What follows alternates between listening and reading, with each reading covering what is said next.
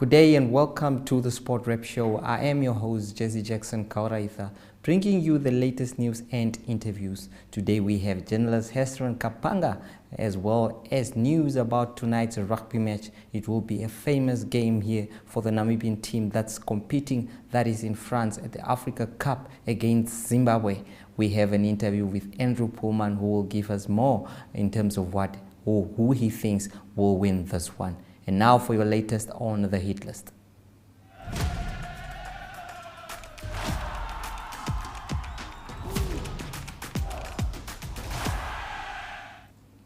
The experienced sender Johan Deysel returns as captain of full-strength Namibian team to take on the Zimbabwe Sables tonight in a decisive semi-final of Rugby Africa's 2023 World Cup qualifying tournament held in the south of France. Deysel, who plays for French club Colomiers, returns from leave after attending the birth of his daughter Hailey Grace yesterday, which caused him to miss out on Friday's 71-5 win against Burkina Faso. Torsten van Jaarsveld Hooker, who was the acting captain and scored 3 tries against Burkina Faso, will be the vice captain. Coach Alistair Coetzee has selected a strong team to take on Zimbabwe on 2100 hours in Aix and Provence tonight, live on SuperSport Rugby. The inclusion of Sarcasson's Django Venter, who was rested last weekend, and flank partner Wayne Conrad in New England Free Jacks USA will further increase the intensity and work rate of the Namibian pack. Andrew Pullman was here to discuss about Namibia's chances, and this is what he had to say. Andrew Pullman, it is indeed a very big clash tonight. I know you are excited, and it is going to be a big one against, that is Zimbabwe, that is the Africa Cup. A win here takes us into the final, and a win in the final takes us to the World Cup. So, what do you think of tonight's prospects? Yeah, I think the prospects are pretty good. I think, obviously Zimbabwe don't have a very favorable record against Namibia. They've only beaten us 3 times in more than 30 matches since 1990. They haven't beaten us since 2001, and I wouldn't favor them to be able to stop Namibia tonight, except especially the team that we have there together with all of our World Cup experience, professional players and all that. I think the guys would be ready. I don't expect Zimbabwe to be able to maybe even keep it close. I don't know. It's always you speak with so much confidence. It's always a nervous experience until the job is done. But yeah, I think. So who are some of our players that you think are going to stand out, or you expect to actually be at the top of their game tonight? I think it's a nice selection overall. Everybody that we have there. I think it's unfortunate that Chiwi Uanivi wasn't available for the tour, and that Max Kachijeku got injured, and Leslie Klim as well, Chad Plato, those guys that are not there. But still, I mean, the guys that we have there, it's very close to perfection. Our best available selection. Maybe in the run-up to the actual World Cup, some other players might come into contention from outside, some surprises maybe, but these guys are definitely good enough to get the job done. Like Coach Alistair Coetzee just pointed out, it's just going to be a matter of keeping the discipline, not giving silly penalties away or getting yellow carded, or doing things like that. So what will be the most difference, or what has been the difference between these two sides in the past and going into this game? I think Namibia, we basically have the recipe, I would say, to beat Zimbabwe. I think at this level, perhaps it comes down to just having the stronger bullies up front, or whatever, if you want to call it that. So just being able to physically dominate the tight phases, the driving mauls, the scrums, until you get the ascendancy, and yeah, we'll probably be looking to play into the corners, our kicking game and scoring tries off the rolling mauls and so on, until we have laid a foundation to take the ball wider and play with some of the flair that we know our team is capable of. Do you remember any game in this qualifiers back in the past that might have given many stress? Yeah, I think 2017 or whatever, I remember one game where it was actually quite close here in Windhoek. We could have actually lost the match off the final move of the game when we had a line out in our own court of the field or whatever, and we didn't find the jumper. The ball went to Zimbabwe and they almost went over our line. Just desperate defense. So, but yeah, hopefully we'll be able to control the match and better than that. I mean, our decision makers like Damien Stevens and Cliven Loubser, they are quite capable of making the right decisions and so on.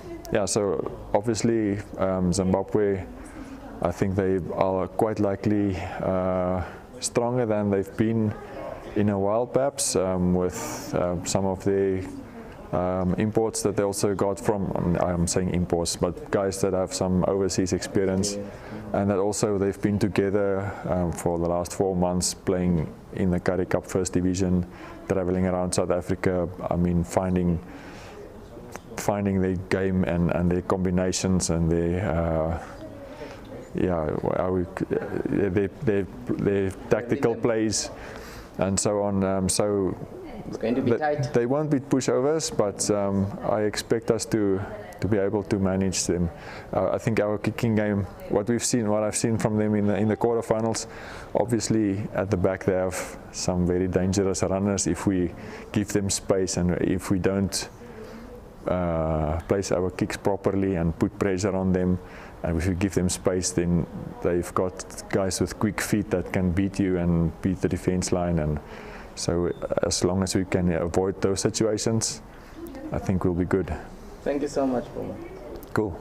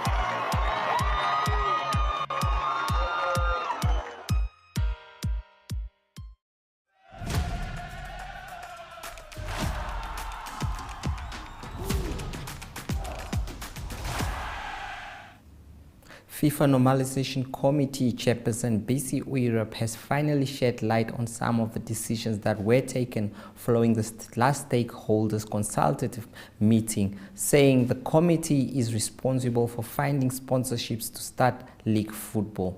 We are of the view that the 2022-2023 league must be played under the Namibia Football Association management and administration, Europe said. Speaking on Monday's evening review show, Europe maintained that it was important that the football leagues are under NFA management to allow a transition into professional football aspirations.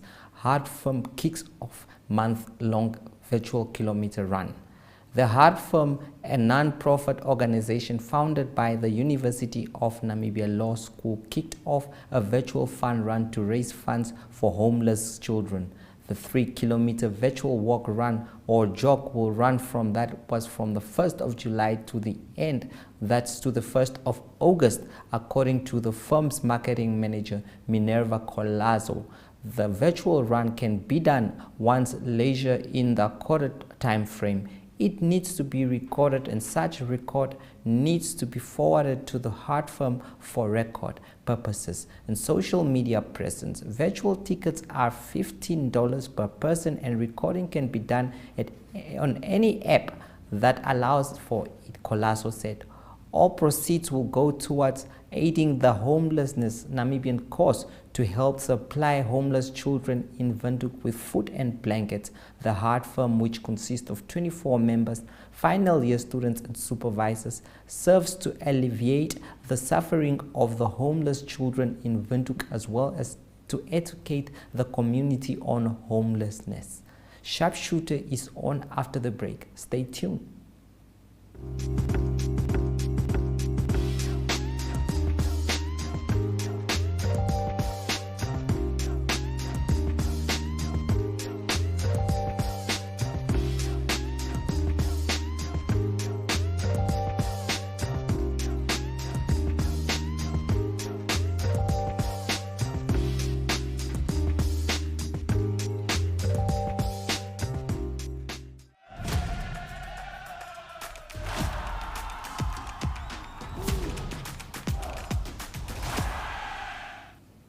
Welcome to Sharpshooter.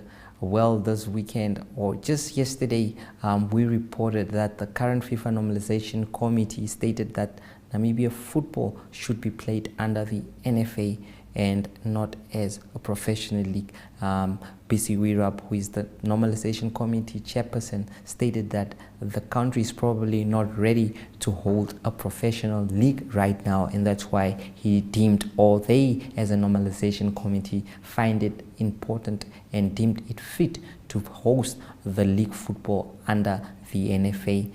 They are currently also seeking sponsorship for this league that is to commence, that is in August. It is just a month from now, and they are racing against time to get that decision. Olsen Kahiriri is confident that the current Normalisation Committee has done a good job so far, and this is what he had to say. Yes, good afternoon, Jesse, and thanks for having me. Yeah, you are raising important questions of how do I see the performance of the Normalising Committee so far since their arrival at the soccer house. Obviously, from where we are coming from, it's a horrible environment, and now where we are standing, we should give compliment to the Normalising Committee so far. Their conduct has always been professional ever since they arrived. They have one of these professional conducts that I like, of keeping things ethical. It's not about individuals, it's about taking the right decisions, thinking of what would be best for the interest of the country. And I think that approach is circulating within the soccer house. We do not see the circulations of documentations as the previous leaderships were doing, because when one wants to transform something, you keep things private and confidential. You keep things within the house up until you have taken a clear, well thought out plan to take the way forward. And I love the approach of them trying to engage with the stakeholders, trying to get their position, try to see the water on the ground. And after that, they also don't make press conference, they don't make statements. They study what they have gathered, and probably what we would see in future is probably a well thought out plan as to where Namibian football might go. Now, if you look at the announcement or the interview you had also with the chairperson of the Normalising Committee, where you are asking the question of, is it a wise decision to bring the Premier League under the administration of the association, as he has rightfully put to it? This question has twofold to its answer. You know, a few weeks ago, I would never do this on a Saturday morning. Back then, I was standing in line all day. Now it's just like that. You are using the FNB banking app like I told you. Girl, it saved my weekend. Now I can do all my banking on this. Payments, transfers, checking statements. Even opening accounts. Just like that. Oh, did I tell you what my husband did? Even me, I want to save time with the, what's the name of the app? FNB app. Don't be left behind. Make the switch to the FNB app, online banking or cell phone banking, and change the way you bank to change your life. FNB, how can we help you?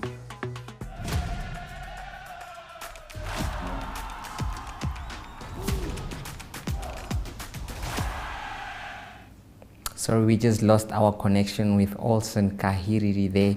But what he's saying is that he is quite impressed with some of the work that the Normalisation Committee has done. We hope to invite him more when we are able to connect to him very well indeed. Well, journalist Hesron Kapanga has lauded some of the NC's decisions, but has questioned some, as he fears some of the decisions could create chaos within the Namibia Football Association. Let's hear from Kapanga. Jackson, with regards to your question, not much to say, but if you look at the current committee, I think they have done pretty well, if we can say so. But the news that was live streamed on your evening show is a bit shocking. I don't know if they have consulted everybody so far, but because I don't think we are going to solve another problems, but let's hope and give them the benefit of the doubt, because I see another fight still coming, as this would be a bigger one also, because everybody, we need to sit on one table to probably solve the problem, because starting under the NFA League, we were here because of that. At least bringing all the expelled members together and finding a better solution would have been a better thing. But apart from that, hiding the information from the media, maybe it's their right, but it's not the right thing to do. But for them, they believe it's a good thing to do. And personally, I don't think so. And all I'm wishing them for is to solve this problem, or otherwise we are going to have a bigger problem, because you need to resolve the problem. They were brought in to normalize, but I don't see them how they are normalizing if they have already made a statement or a mandate that they are going to start under the NFA with the previous league. That still has issues. So at least unifying, reconciling people would be the best thing for them to do at the moment.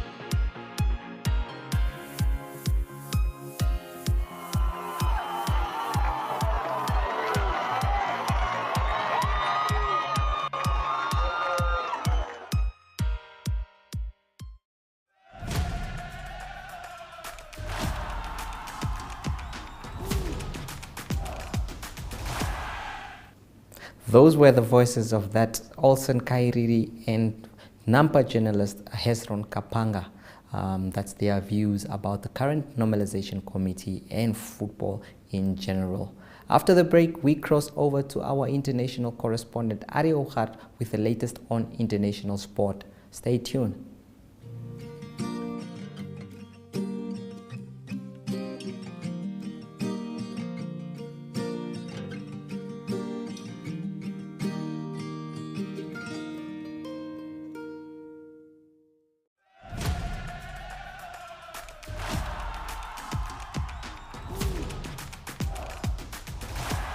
Good day everyone, international sports news time, and still starting with tennis news, and it's still Wimbledon that's going on. This is week 2, the finals will be played on Saturday and Sunday.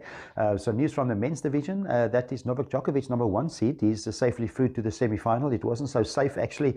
He lost the first 2 sets and he came back to win the last 3 sets. So he won the game 5-7, 2-6 and then 6-3, 6-2 and 6-2, and that was against Yannick Sinner, and he is through to the semi-final. They will meet Cameron Norrie of Great Britain. Cameron Norrie is first time ever in a semi-final, and he beat David Goffin of Germany, and also a tight game, 5 sets, and it was 7-5 in the 5th set for Cameron Norrie, going through to the semi-finals. Other seats still in the men's draw that will challenge for the final on Sunday is obviously still Rafael Nadal, the number 2 seed, Tyler Fritz of America, that's playing well, and then Nick Kyrgios of Australia also still in contention. On the women's side of the draw, it is Ons Jabeur of Tunisia that made Africa proud. She went through to the semi-finals, her first semi-final in Wimbledon, and she beat Maria Buskova of the Czech Republic. She lost the first set, that was Ons Jabeur, by 6-3, but then won the last 2 quite convincingly, 6-1, 6-1. And she will meet Germany's Tatjana Maria, and she beat her countryman from Germany, that is Julie Nienmeyer, and the score there was 4-6, 6-2 and 7-5. So it will be Ons Jabeur that play against Tatjana Maria in the semi-final. Other women's players still challenging for Saturday's final will be Simone Halep in great form. She's the 16th seed, also 20th seed Amanda Anisimova, she is from the United States, and the 17th seed, that is Elena Rybakina, she is from Kazakhstan. On to some hockey news, and it is the FIH, it's the World Cup hockey that's taking place. There's still pool stages, 4 pools they're playing in, and a big game for South Africa. They played against Japan, but unfortunately ended in a 3-all draw. Very exciting game, but they needed a win. South Africa needed a win urgently. That was after losing to Belgium in the first game. The other game from Group D was Australia that beat Belgium by 2-0. Australia still unbeaten then. In their first game, they beat Japan by 2-0. Other results, and that is in Group B, that is New Zealand that beat England by 3-1, and also it was India and China that played to a 1-all draw. The other teams unbeaten, like Australia at the moment in Group A, it is Netherlands that is unbeaten, and then also Argentina in Group C. So those seem to be some of the favorites, early favorites to reach the semi-finals. And now we go on to cycling news on international sport, and it is Tour de France that's still taking place, probably the biggest cycling event of the year, and it was stage 4. The result from stage 4 is that Wout van Aert of Belgium that won the stage 4. He had a great first 3 stages as well. He came second in all 3, the first 3 stages, but now won the 4th one. He took it into his own hands, 10 kilometers to go. It was a breakaway, solo breakaway from Van Aert, and he won by 8 seconds over Jasper Philipsen of Denmark. Then in 3rd position was Christophe Laporte, also 8 seconds behind. He is from France. The general classifications, it is Wout van Aert that is comfortably in the lead now. His combined time is 13 hours, 2 minutes and 43 seconds. He is 32 seconds ahead of of Yves Lampaert. He's 25 seconds ahead of Yves Lampaert. And then Tadej Pogačar, he is 32 seconds further back in 3rd position. That's a general classifications. Stage 5 will be a very tough stage. They will just be 157 kilometers, but they will go over quite a few routes that will have cobbles on that. That is a very old roads that have cobblestones, and there's about 19.4 kilometers of cobblestones. It's not all in one section. It is broken up in roughly 1.5 kilometer sections of cobbles throughout the 157 kilometers. So that will definitely challenge the cyclist in stage 5.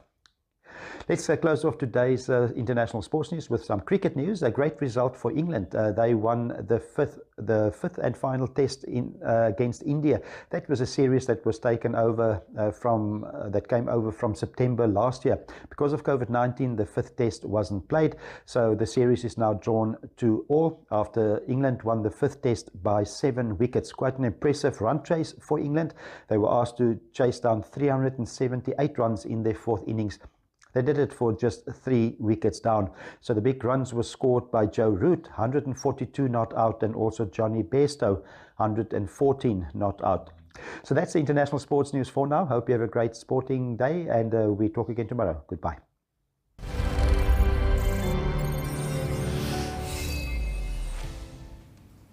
And that brings us to the end of today's show. Tune in tomorrow at the same time and same place. Goodbye.